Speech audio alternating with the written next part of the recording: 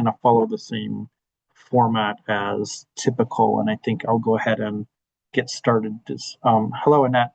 I'll go ahead and get started then. So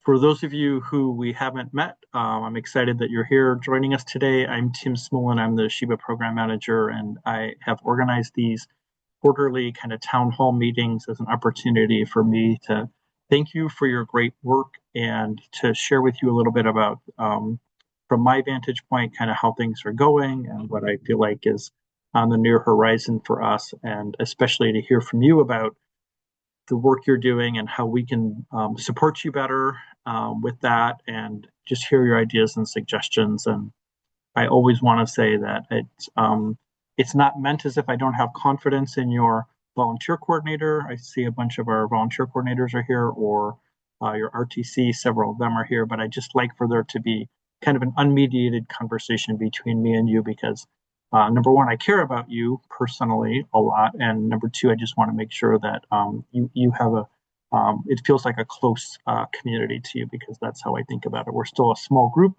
and so it's nice to have a personal relationship. So can we go ahead a little bit? So here's my contact information if you don't already have it. I'm better at email than phone calls, but I will return phone calls.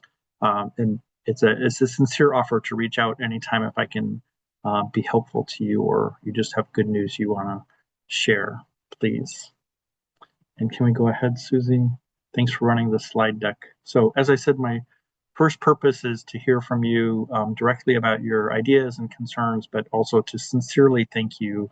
It is a very challenging job, no matter which part of the work you're doing. I hope it's the most rewarding volunteer opportunity that you do, but I'm acknowledging that it's a difficult work, and I want you to know that I'm personally, and on behalf of Andrew Davis, our deputy commissioner, and Patty Kruger, your insurance commissioner, we really appreciate you a lot.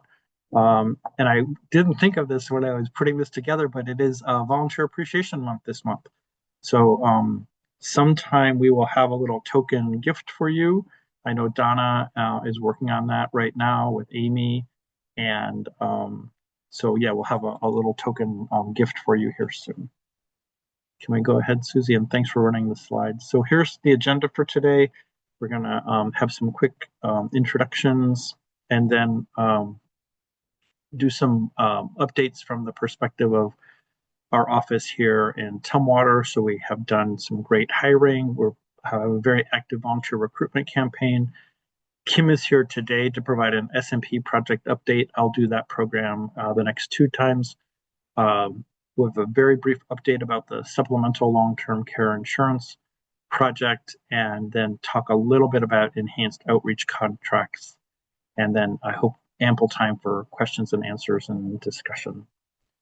But that's generally what I'm gonna try to stick to the agenda. Not my best thing. Can we go ahead, Susie, please? So one more. So let's start with staff updates then. I don't know if Jasmine is going to make it. We were just in another meeting together, but I'll just tell you, we have Jasmine and Lily and Luis and Leani.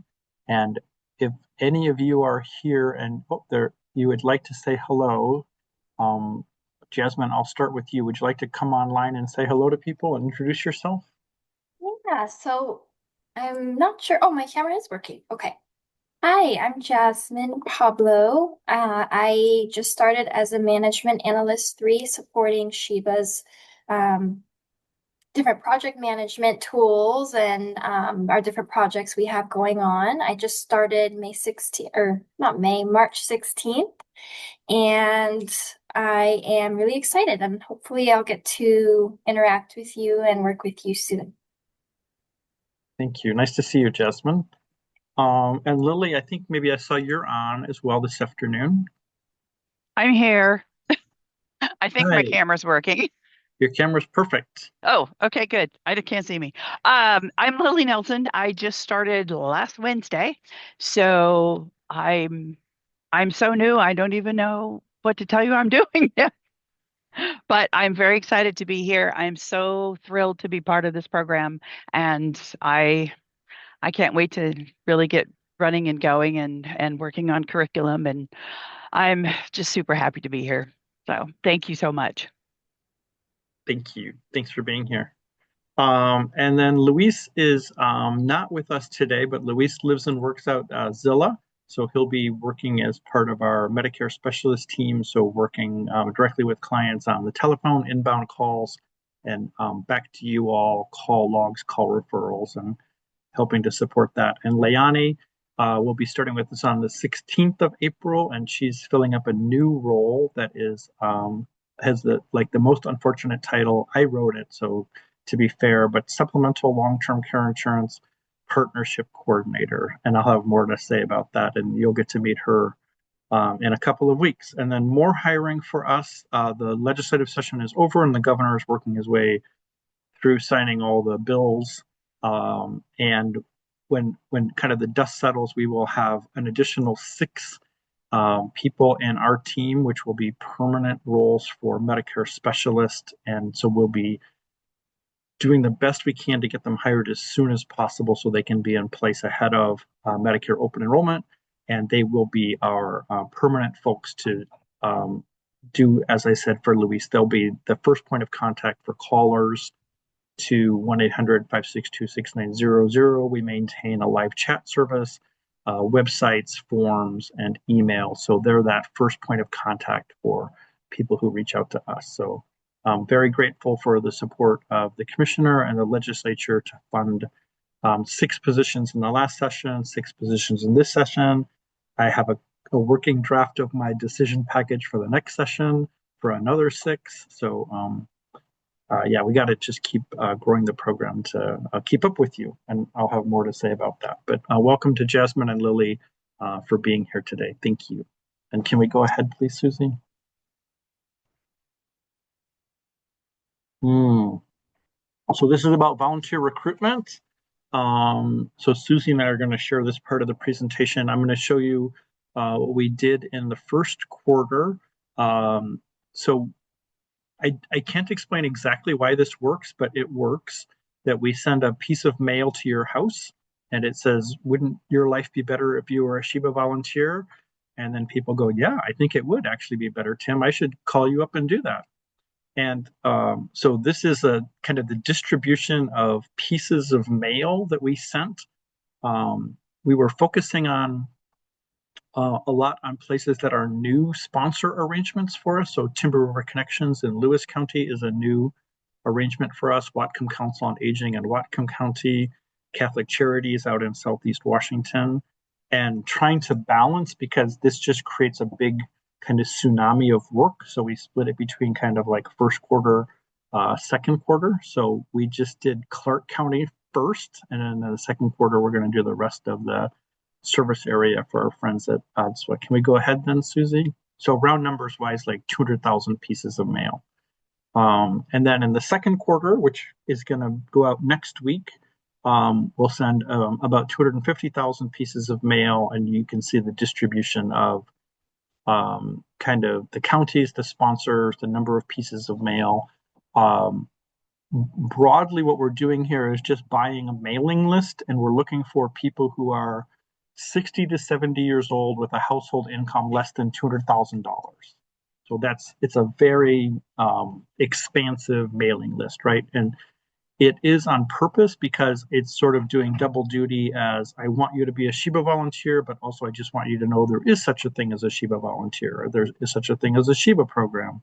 There is such a thing as Solid Ground, in case you've never heard of it before. So all the mail is kind of co-branded, and although it's intended for volunteers, it's also kind of broad-based marketing about the availability of the program if you're a client. All right, Susie, ready? So the next slide is going to be about, at a high level, kind of our process. So, so far for that first quarter mailing, we've had about 300 people respond. And Susie, why don't you take it from here? Hi, everyone. Can you hear me? Okay, Yes. great. My name is Susie Tegman. I am the SHIBA coordinator. So, what does that mean? I help process the applications. I initiate the background check. I help set up volunteers basically on their onboarding journey. And so As Tim mentioned, we just ended our first quarter of the volunteer recruitment campaign, and those first sponsors were somewhat of our, I'm going to say, pilot program where we created this new process. And so a lot of work went on behind the scenes to help promote the SHIBA program and recruit volunteers.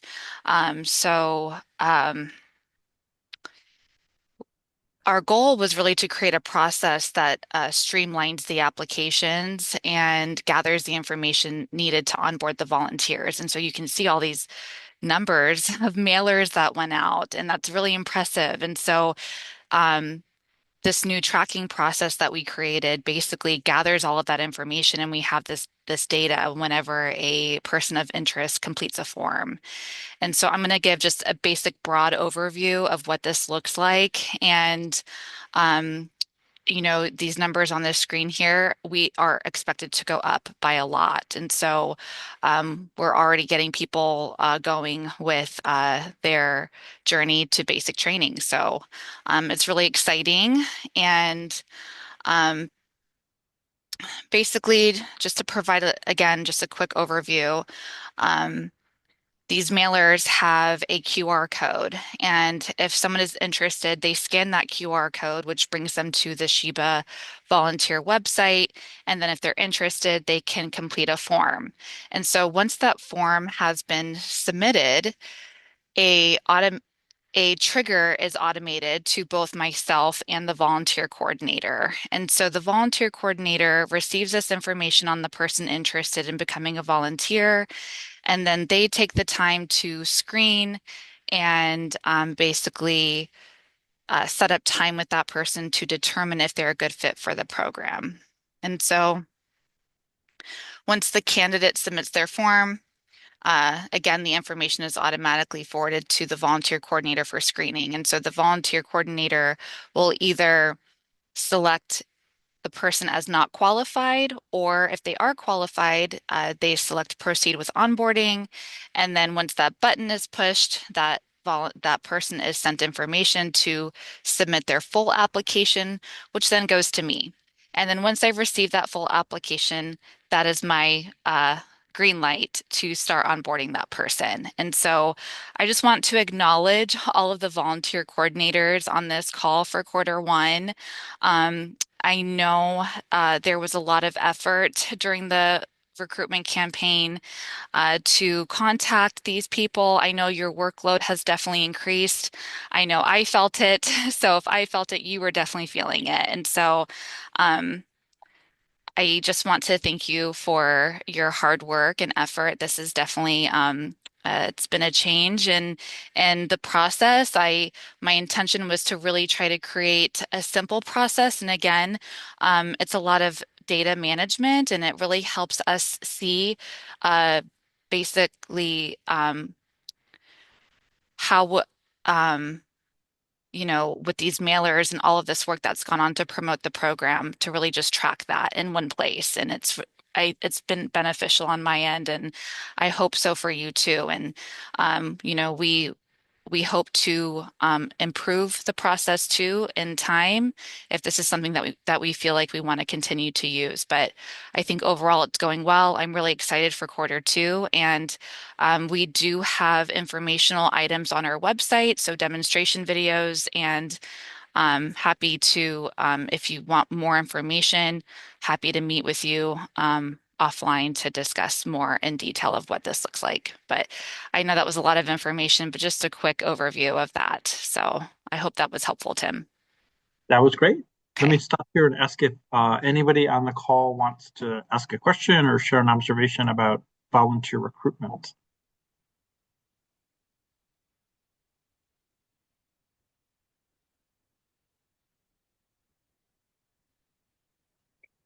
All right. This is just Celeste. Oh, this is Hey, Celeste. Celeste. Hello. I just wanted to say that I've been very impressed with the new routine. So thumbs up there. It felt much smoother. The communication with potential volunteers, I think, was much better, and I was just thrilled to see that.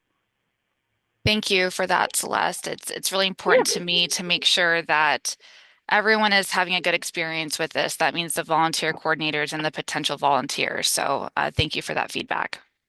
Yep. Mhm. Thank you. Yeah. This is Pam at ADSWA down in Southwest Washington, and I just wanted to say thank you, Susie,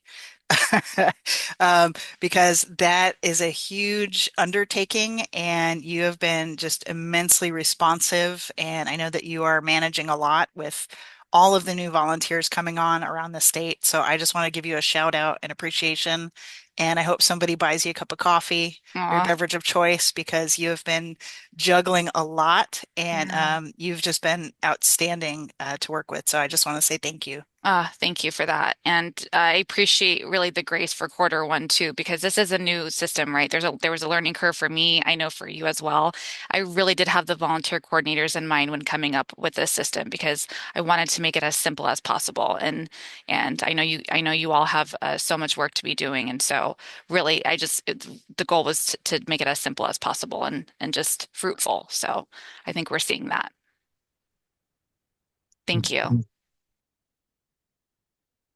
Mhm. Thank you. All right, Susie, you want to take us ahead on the slide deck, please? So Kim McKenna is here, and she's going to do a couple of slides and a promotional uh, program for Senior Medicare Patrol. Hi, Kim. Hi, Tim. Hi, everybody. Good afternoon. Happy spring.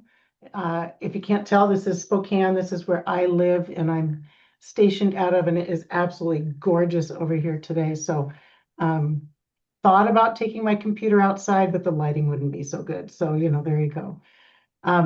Thanks for just a couple of minutes. I'm going to talk a little bit about a campaign we've got coming up with SMP. But before I do, I want to acknowledge that there might be people in the group that both don't know me and may not be terribly familiar with Senior Medicare Patrol. So I'm Kim McKenna. I'm the Senior Medicare Patrol Coordinator for Washington State. And Senior Medicare Patrol is a companion program within SHIBA, and where SHIBA takes the complexities of Medicare and helps people navigate those complexities. Senior Medicare Patrol is the side that helps people be aware of and navigate things like scams or fraud related to Medicare benefits or healthcare covered by Medicare. So it's very heavily weighted on outreach and education, with the idea that if we help empower Medicare beneficiaries to protect themselves, hopefully we'll eliminate some of the fraud that does happen, but also recognizing that fraud is prolific these days and it is almost impossible to avoid it altogether. So we provide ways that people can detect fraud if it happens and then report it. We assist them in the reporting process, and that includes escalating those cases to the federal authorities. So that's just a little bit about what the SMP program does. Susie, we can go to the next one. So like I said, this is kind of a repeat of what I said. SMP is a companion program within SHIBA. The two programs complement each other in helping community members and consumers just navigate really complex systems like Medicare. Next slide. So in case you weren't aware, we have a really big outreach campaign every year, runs through the month of June. It's called Medicare Fraud Prevention Month. And the reason that we do this, I like to tie it to the numbers a little bit. Medicare fraud costs the Medicare program, costs beneficiaries more than $60 billion a year. So you have several million people enrolled in Medicare, and they and their benefits are impacted by this every year. And with AI and all of the advances in technology, that means that there's just that many more tools for criminals and scammers to take advantage.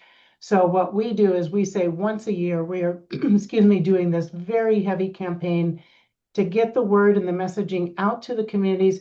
Hey, there are some steps you can take to protect yourself, protect your information. There are things you can do to look for fraud if it happens to occur. And then we'll give you a process through which you can report those incidences of fraud, and we'll walk alongside you the whole way. Again, it is very heavily weighted on outreach and education.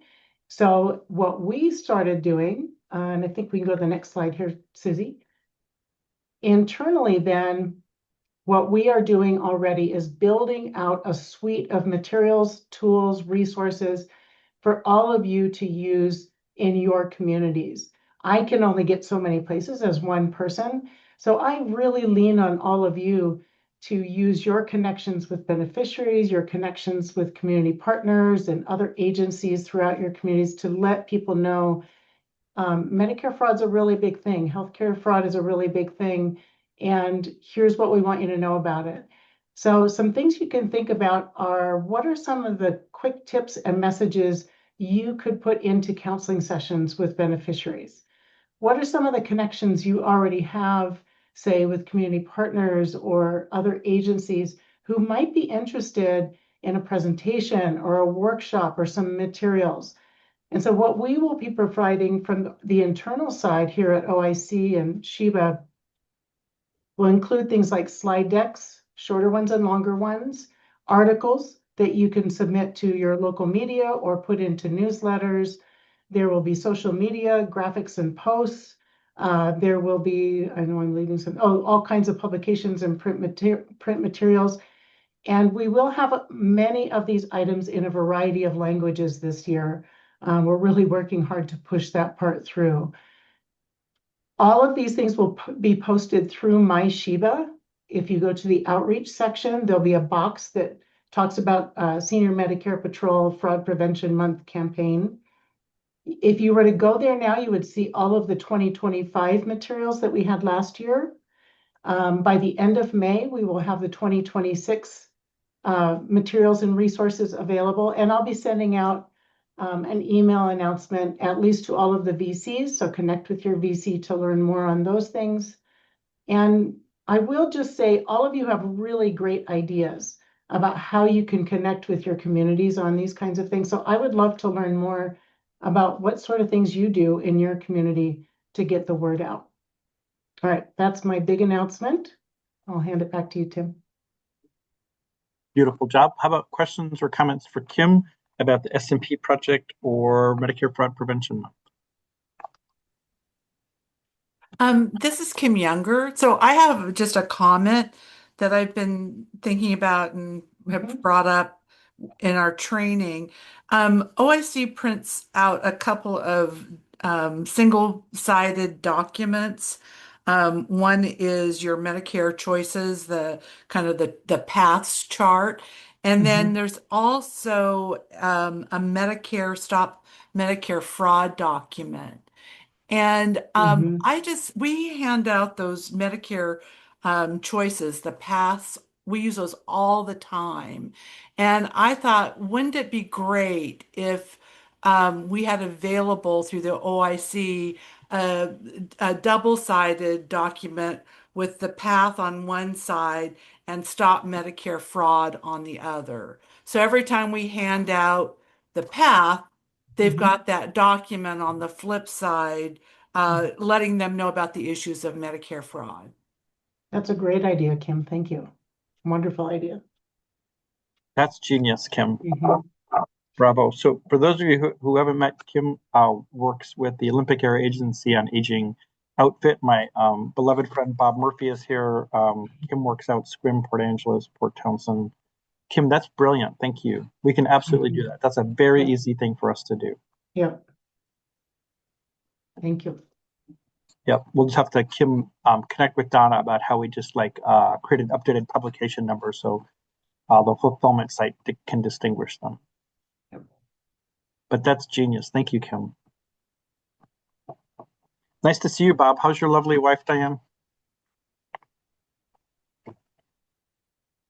You're on mute there, my friend.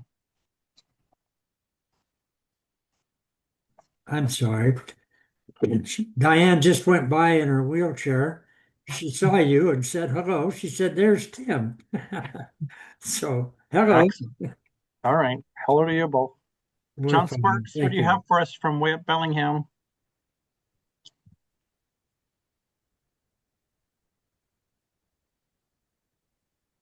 Do something different with your microphone, John.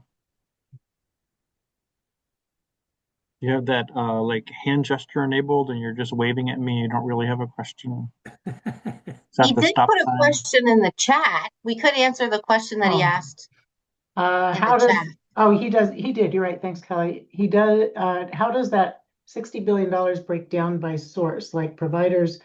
They don't, that's a great question, John. And I will say that at this point, the CMS systems have not been able or have not implemented a filter by which they break down the different sources of fraud. And I will say that that $60 billion is grossly under, is too low, I guess is what I'm trying to say.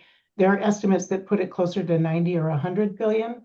But beneficiaries have a tendency to underreport, so they are not reporting all of the incidences of fraud that occur. So that might be the first goal, is just to get people to report more consistently and then put some pressure on CMS to say, okay, can we identify where the biggest opportunities for fraud might lie? Yeah, good question though. Mm-hmm. And John has a follow-up in the chat. Phone, email, or print. Honestly, right now, what I am seeing a huge boom of is durable medical equipment fraud, which is, we've had DME fraud all along the way.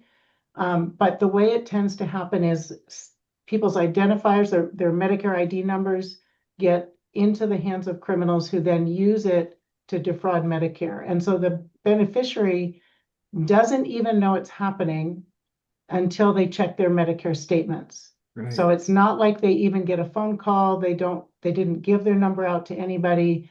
Somehow it got out into the hands of people who shouldn't have it. And then they notice that there's a claim for something that they didn't receive. It's not authorized. And hopefully, then it gets reported, but I only know about it by those that do report it. So it's kind of a variety of things, John. The scam calls are still a big thing. Those will continue on, and those are one way that criminals get a hold of people's personal information. So one of the biggest tips that we give is, try not to answer calls unless you know for sure who the call is from. And I think those are good insights, John. And what I hear about more and more now is text, right? I'm getting text like, "Hey Kim, haven't heard from you in a little while," and then right, and all the other kind of romance scams, right? That that they just want to get a hold of your Medicare number. The other quick thing I'll say, and then Tim, whichever direction you want to go from there, but especially now that we are coming out of the open enrollment seasons, it is very tempting to click on a lot of those ads or those things that come up that talk about providing coverage at a discount, or here's a plan that will be perfect for you. Oftentimes those links actually go into the hands of people that are not agents, that you don't even know where they're going. And it's asking you, it goes to a page that asks you all kinds of personal information. So now their personal information is just out there into the hands of who knows who. So the other caution that we often share is, please don't click on any of those links. If you're curious about what United Healthcare is offering or Premera, go directly to their site and shop for it. Don't go to these clearinghouse links for supposed agents. Yep. Thank you for that. My PSA for today. Yeah. PSA for SMP. Susie, could I ask you to advance our slide one more, please? Okay, so this is the slide that I recycled from the January program. So just reminding you that in Washington State, pretty soon we're going to have insurance companies selling what are called supplemental long-term care insurance policies. This is unique to Washington because they're directly related to the WA Cares Fund. So the WA Cares Fund provides a lifetime benefit for long-term services and supports, and then these policies would pay after you exhaust your WA Cares benefit. And so there was a bill that passed in the last session the governor signed. The WA Cares Fund will start paying benefits as of July 1st. So I expect soon after that, we will see these products be available in the commercial market. The law directs that the OIC will do two things. So one is produce a consumer's guide to supplemental long-term care insurance. So we've started working on that. And the second thing is that we're supposed to use the SHIBA program, including our volunteers, to help people who have questions or concerns about these policies. So in addition to the consumer's guide, we've started working on kind of a draft of a training module for volunteers and staff about what are the supplemental long-term care insurance policies, how do they relate to the WA Cares Fund, how are they similar or different than traditional long-term care insurance policies, and other than insurance, what are some other ways that you could pay for long-term services and supports, whether that was home-based care or facilities-based care. So I'm hoping that when we get together for the next town hall meeting, you'll have a chance to meet Leilani, you'll have a chance to see the guide, and you'll have a chance to see, at least in outline form or draft form, this training module that we've put together. So I'll have more to say about this soon. For my friends like Matt, who is here from the Pierce County ADRC, nice to see you, Matt. This is a very big deal for our area agencies on aging and aging and disability resource centers, because they're a lot in the business of helping people navigate caregiver support, dementia care, facilities-based care, referrals to caregivers, home health aides, and screening people for eligibility for things like functional assessments to be eligible for benefits through Medicaid based on disability. So Matt, we're very excited to work with you guys, and I'm hoping to have more specifically for the AAAs like in the next week or two when Leilani gets on board. So thanks for coming today. Can we go ahead one more, Susie? So enhanced outreach contracts, I've got 2 slides here. So the first is just taking the language out of the what's called Notice of Funding Award or grant application instructions that come to us. So enhanced outreach contracts mean what can we do kind of above and beyond what we're already doing as a high-performing SHIP program to find people who traditionally have been shut out of care from programs like ours and agencies like Matt's. And can we go ahead one more slide then, please, Susie? So specifically, it's organized around enhanced outreach and education, which includes education about Medicare preventive benefits, so things like immunizations, application assistance, which means like LIS, MSP, and then increasing access to benefits and services. So for you all, as David said at the top of the call, you're doing this all the time when you're helping people do things like go to walkconnection.org and sign up for MSP or housing or transportation or food. So this, in terms of our contracts with our partners, this is a blend of federal and state funds. Historically, you might have heard these called MIPA contracts because we're taking this grant that we have called the MIPA grant, which has the unfortunate name of the Medicare Improvements for Patients and Providers Act.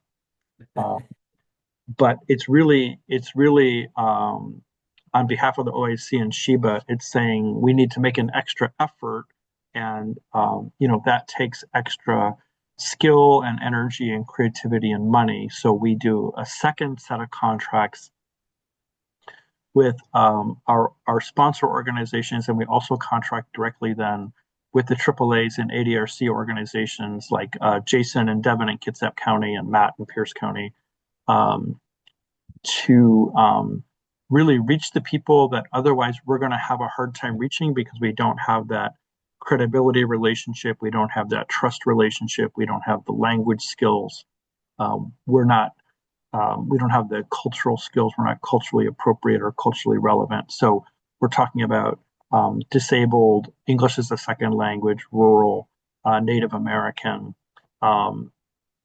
specifically are kind of the folks that we especially want to reach, homeless, LGBTQ plus people. It's the people that just historically don't have a good relationship with organizations like mine, our contractors, our beneficiaries. And the hope is that through these contracts, we will attract and support more diverse beneficiaries, which will help us in turn diversify our network of volunteer advisors. So it's both an end in itself and a means to an end. So these contracts have an October 1 start date, so we're just starting now to work on creating those contracts, figuring out what the level of funding is going to be. I guess this is mostly for your awareness, and then for the folks that I just called out, this is to let you know that I am working on it, and you can expect to hear from us, from me, from Ron, from your regional training consultants very soon about how is the current contract working for you? What do you want to be different about next time? How can we do a better job kind of customizing these contracts around local needs in your community? And let me just stop there for questions, please.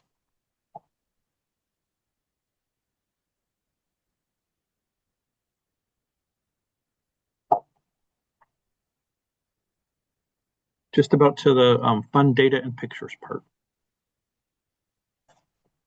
Fun for me, anyway. All right, Susie, let's go ahead, please. So this is my graphic representation of kind of broadly the 4 goals that I have in mind for the SHIBA program, which is about volunteers, marketing, data, and casework. And can we go ahead one more then, Susie? So volunteers means that we have enough diverse, proficient volunteers and a system in place to perpetuate that network over time.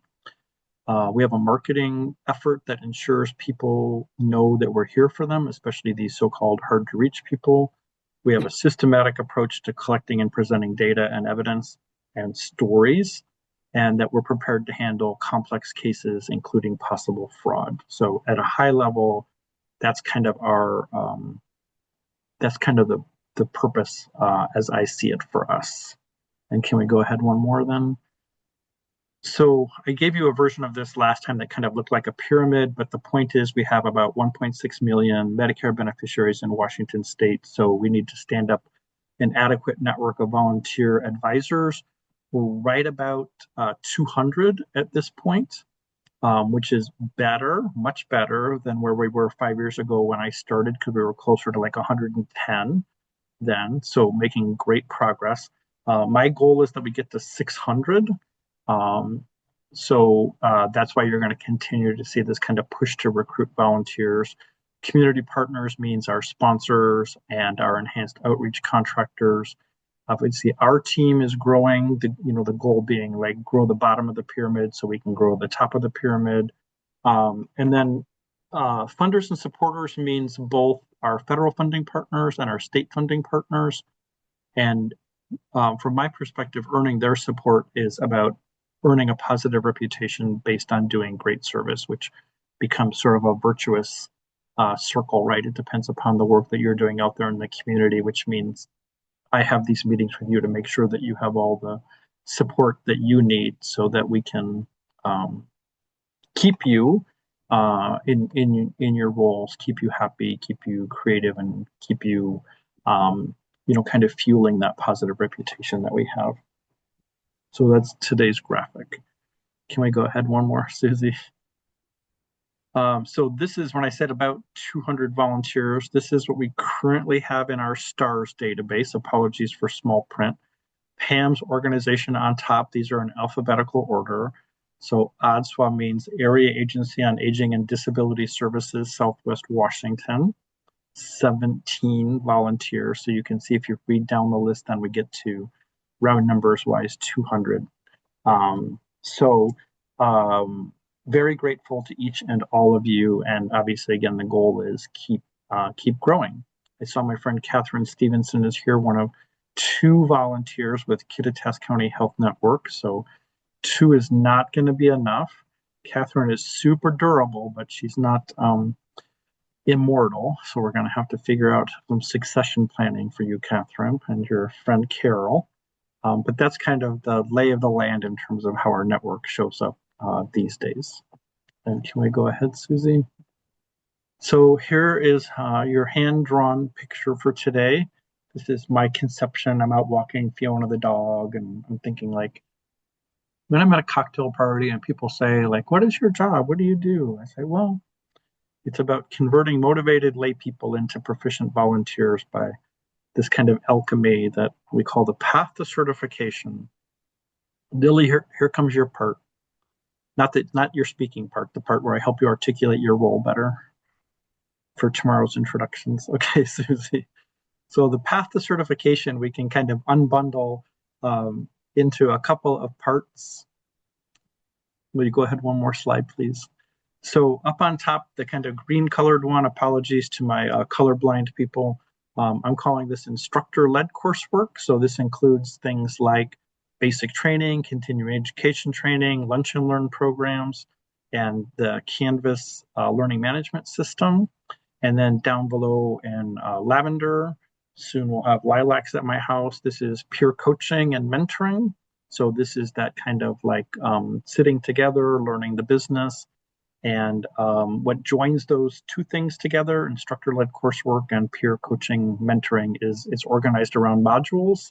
So, right, we have like a module about Medicare supplement plans, a module about Medicare savings programs, a module about Medicare Part D. And so we're hoping that we're doing some, kind of basic instructional work for you, and then that's being reinforced when you're working with your colleagues out in the community, which ultimately then you get certified as a volunteer, and then I count you in my 189 people. So Lily's work is up top there in the kind of green colored box. So Lily is the peer to Elena, and their focus is on the instructor-led coursework. And then in the kind of lavender colored part, that's Elena's work on coaching. And obviously the three of them collaborate together to create these modules and support you all and help us move people along towards, I guess from your perspective, this direction, move people along towards being certified. So that's the more formal version of my hand-drawn picture. Can we go ahead, Susie? So ORCA cases. ORCA is our internal to the OIC system that we use to track complaints and referrals about possible fraud. It serves the entire agency. It was not built for SHIBA, but as SHIBA, we use it. And I see Callie is here. I saw Philip was here. This is principally the system that they work in. And I'm going to share with you in the next couple some slides about increasing caseload for complaints and fraud. So this is kind of garden variety ORCA cases. And I drew in the trend line to give you a sense that it's going up over time. Mostly these come to us as phone calls.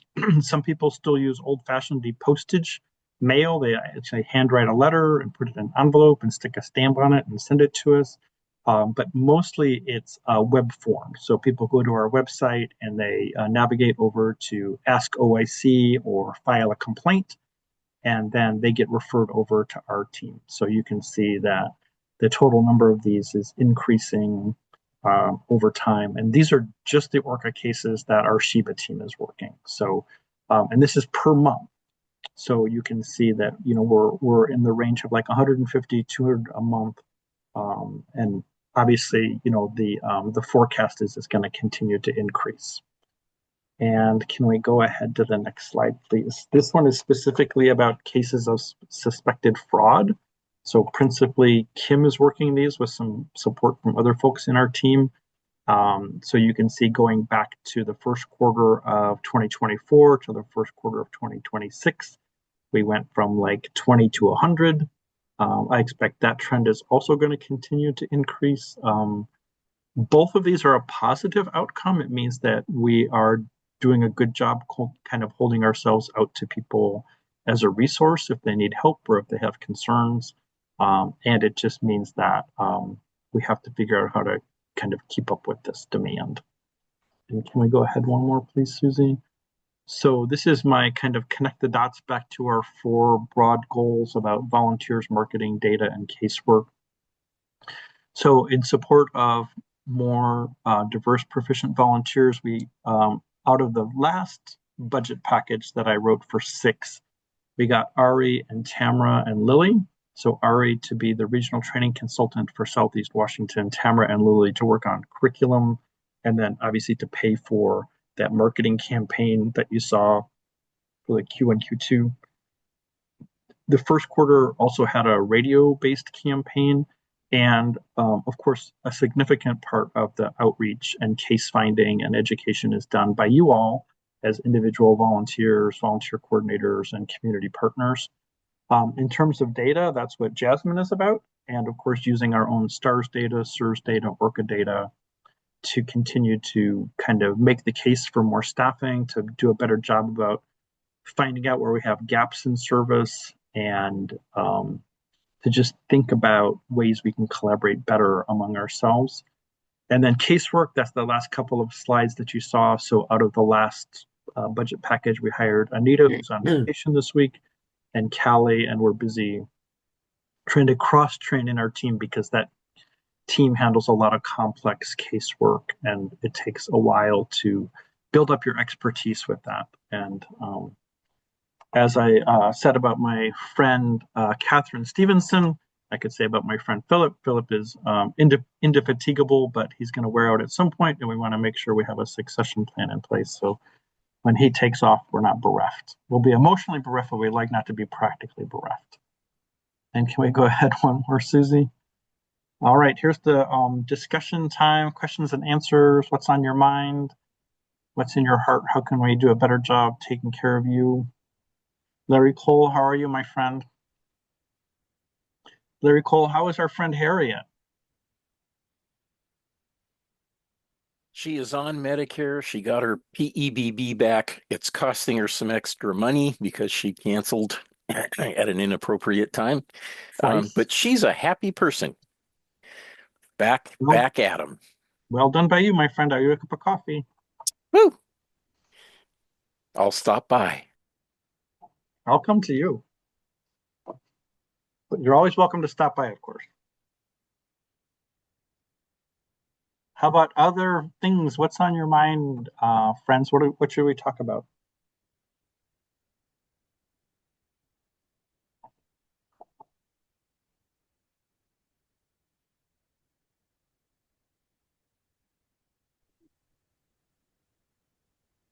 Jason, you have your hand up. That's very polite. You were well raised. Yeah, thanks. Just kind of a quick heads up. So for area agencies on aging, there's Older Americans Month coming up. It's every May, so that might provide potential opportunities for Medicare presentations. I know we're going to be providing one of them for Kitsap at least. So yeah, definitely check in with AAAs, and there might be something that some of them can do to kind of help get the word out as well. So. Brilliant. Thank you for that. Hey, Maureen, what do you have for us? Just a question.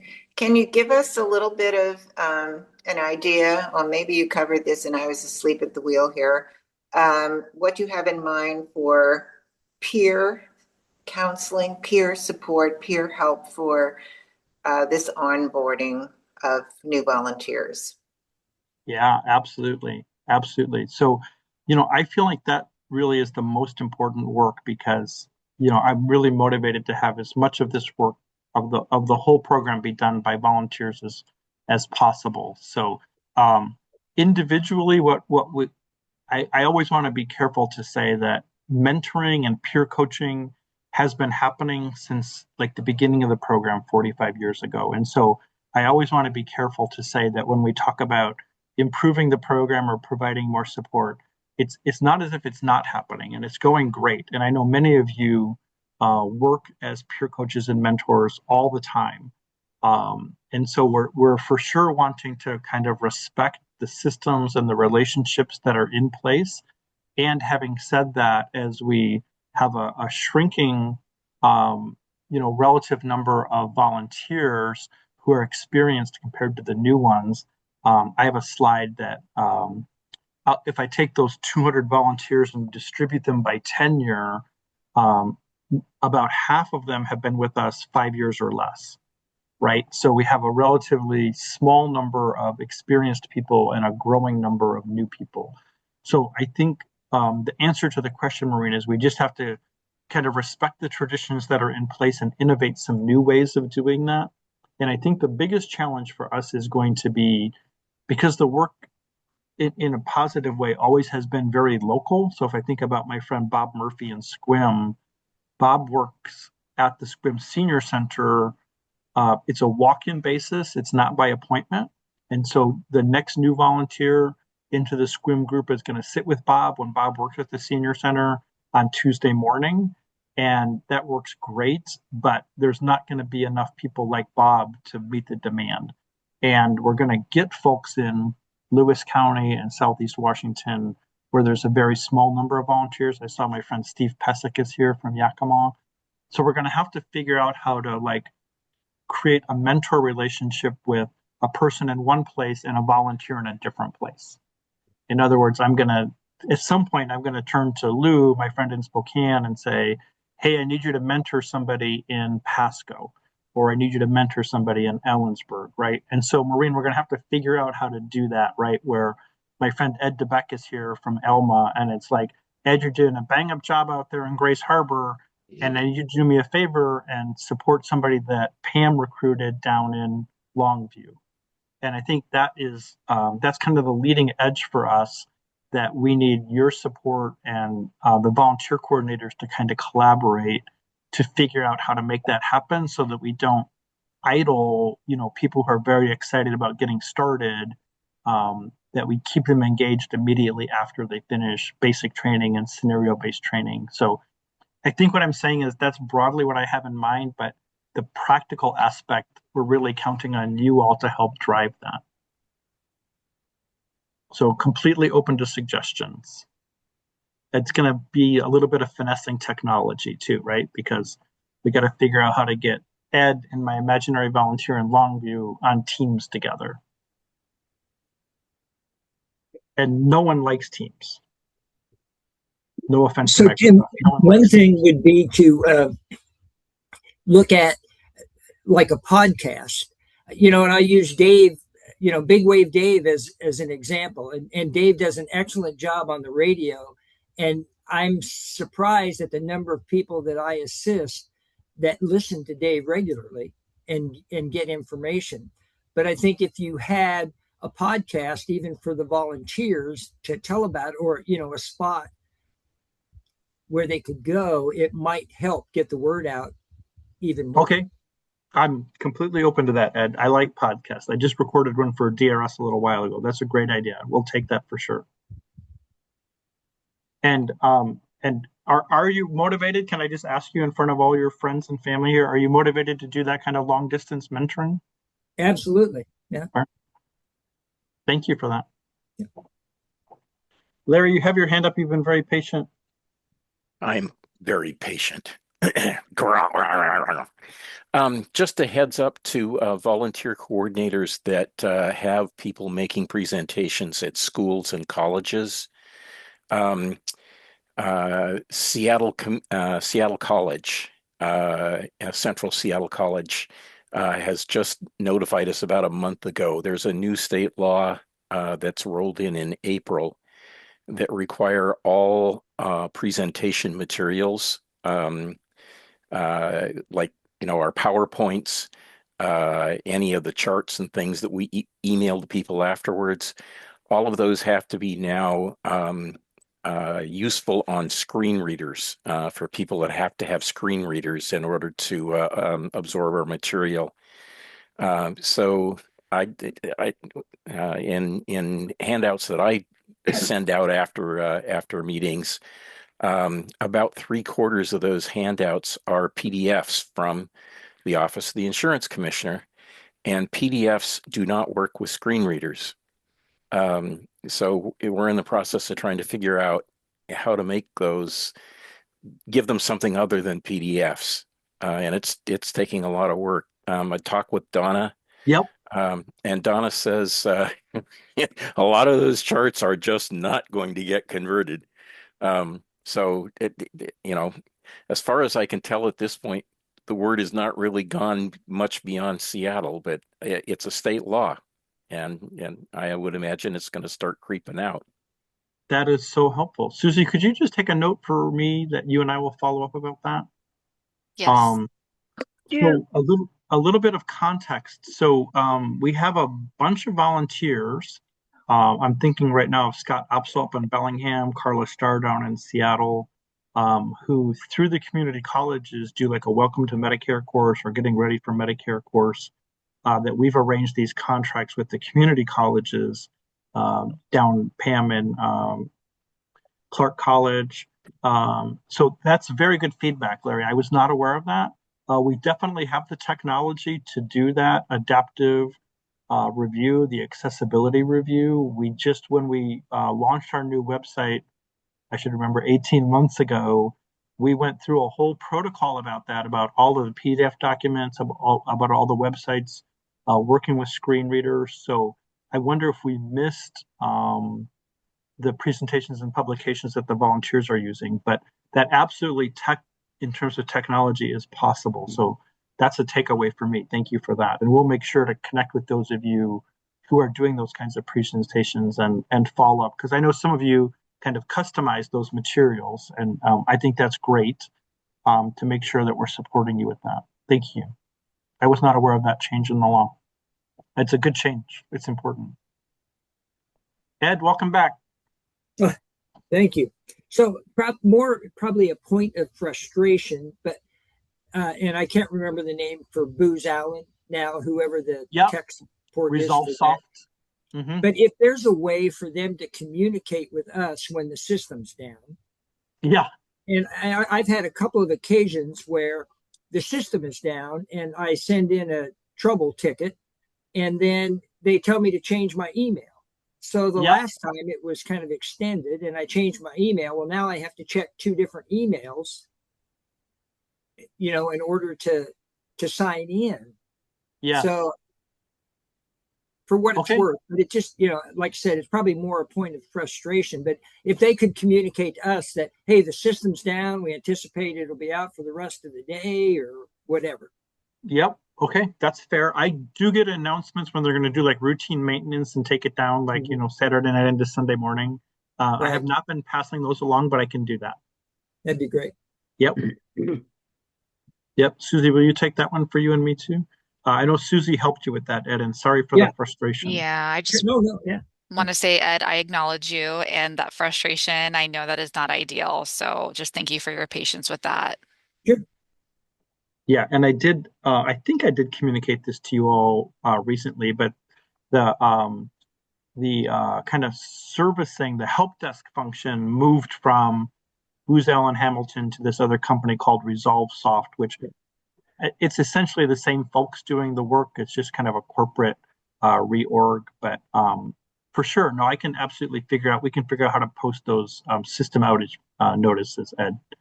Great. Hey, Tommy, what do you have for us? Howdy.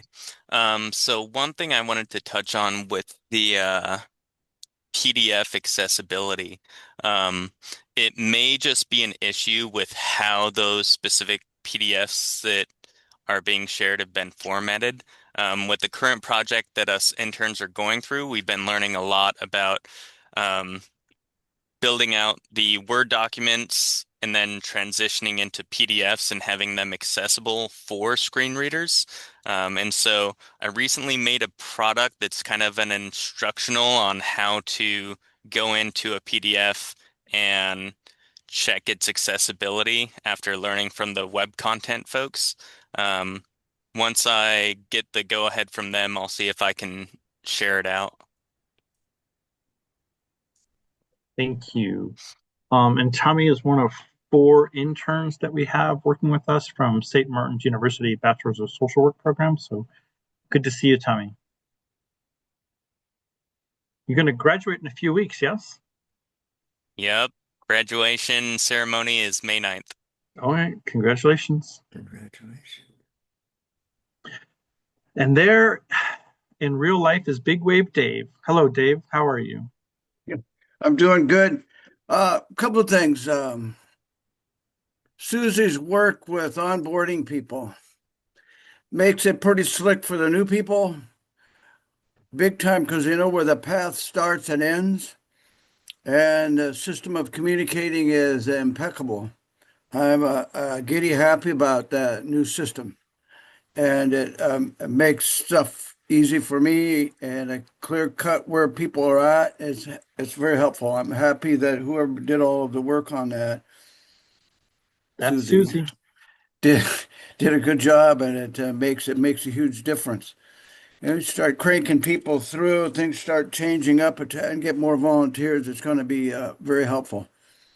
I got another change in the subject. I do this radio show, and I like to talk about fraud, and it's part of life anyway, and then it meets our needs. Also, I'm concerned about the hospice fraud as a new focus with Medicare, CMS,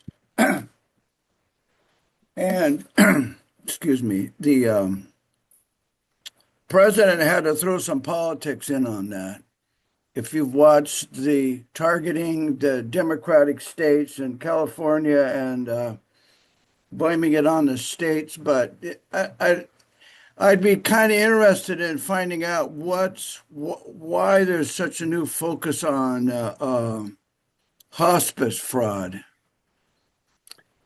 I want to unconnect that from the politics because it is a fraud. Hover rounds, all the different fraud stuff that we get through our Kim's program and the emails and the listserv stuff that they send out. I'd like to separate it from the politics, but there's got to be something behind why all of a sudden what's going on in hospice care that has drawn so much attention. Yeah. Let me ask, is Kim McKenna still here? I'm still here. There she is. It can't be separated from the politics, Dave. Well, I get it, but when I talk to people, I want to be able to talk about it in real sense instead of, yeah, we need to go after those people. And yeah, that's right about that, right about that. It's real thing, and fraud's been around since the hover round and before that. And it's going to get a little bit more complicated. And some of the comments we're getting from the system is indicating the IA is going to make it worse. But it's good to bring up. It's good to talk to people about it. It's good to put things into perspective instead of some other kind of connection. Sure. Go ahead, Kim. So I think that, in the work that we do, because we work within a state and federal system, right? So there's always an element of politics that you can't completely separate. But I will say that this particular situation of hospice fraud does not necessarily, it may have political reactions to it, but it is not inspired by politics in the way that I think you're saying, Dave. Actually, our SMP partners in California were very involved in this hospice crackdown in Los Angeles.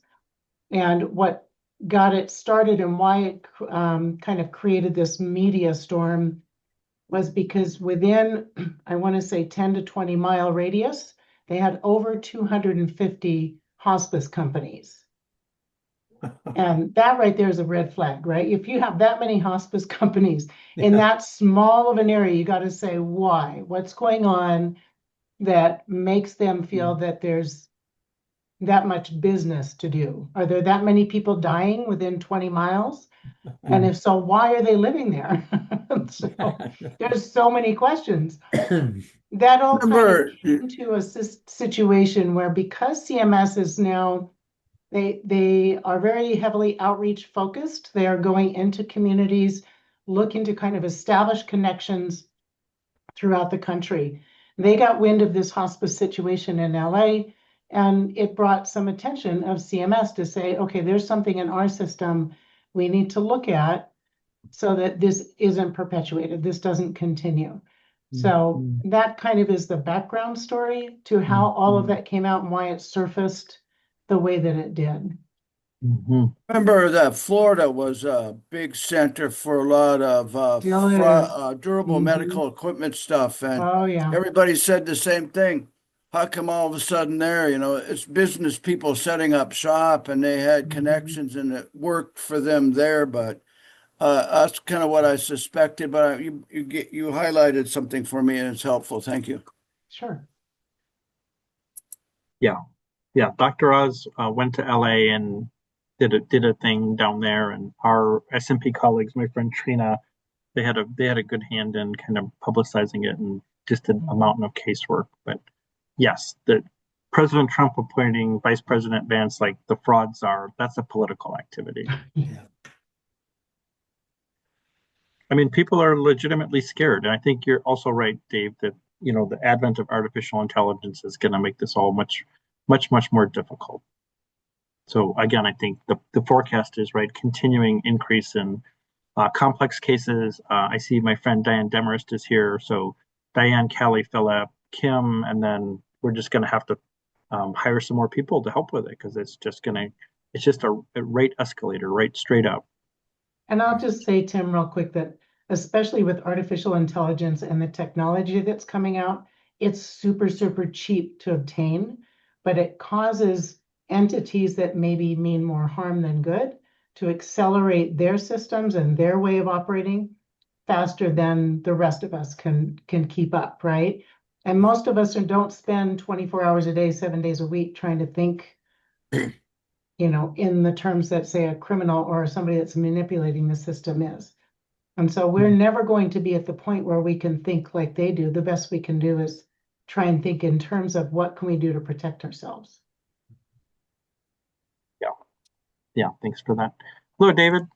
Yeah, I just had two quick things. One, on the hospice fraud, you know, the durable medical equipment fraud, I think, was very popular for a time because it seemed like it was low prices. People might not even notice it, but they could do it over a wide variety of beneficiaries. The hospice fraud, hospice is very lucrative. I mean, when my mother was going through hospice, you know, there would be $5,000 to $8,000, you know, Medicare bills, you know, that would go to Medicare and the federal government pays 100%. So it makes sense that fraudsters would want to capitalize on something huge where really there's not a lot of analysis once a hospice claim goes to Medicare. They just assume, you know, yep, it's hospice and they just pay it. So it seems like that's why it would be lucrative. On a slightly different topic, I was wondering if you could comment on, I saw a recent ruling or a rule update from CMS about the fact that they're finally modernizing claims and claims between providers and doctors, and that they're eliminating the rule that requires you to do postal mailing and fax machines and now upgrading to a more electronic system.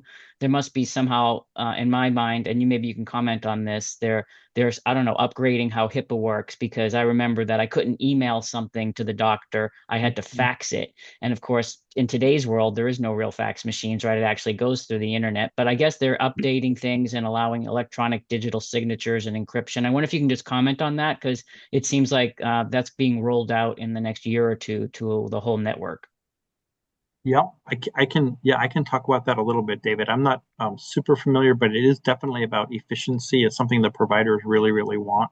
And, you know, those provider to provider referrals and electronic medical records. And there's already incentives in place for them to do that. And it speeds their payment.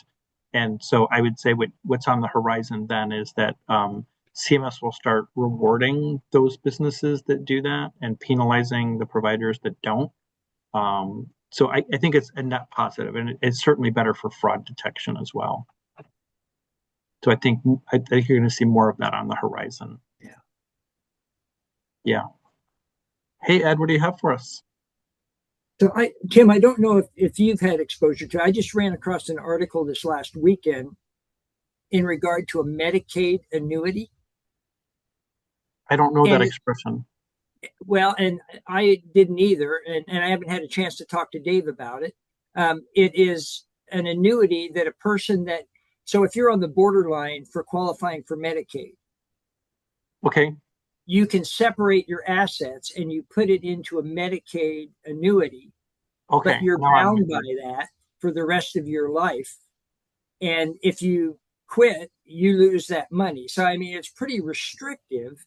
But I had not seen anything on it, and there was an article, and it certainly sounds like it could be ripe for fraud as well. But okay, so I think I recognize what you're describing by a different name, and I'm looking to my friends who work in the area agencies on aging and disability resource center programs. So we would call that an irrevocable trust.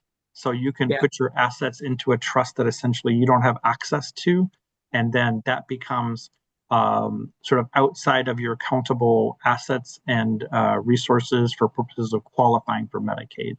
And the rules about that are a little bit complex because we have what we call a 60-month or a 5-year look back period. So you can't do it, the day before you move into a nursing home, right? So, but yes, I mean, a sophisticated person is going to talk to an elder law attorney, set up an irrevocable trust, move their assets there, and then qualify for Medicaid. It's legitimate if it's done correctly and on time. Fiona, did I get that badly wrong?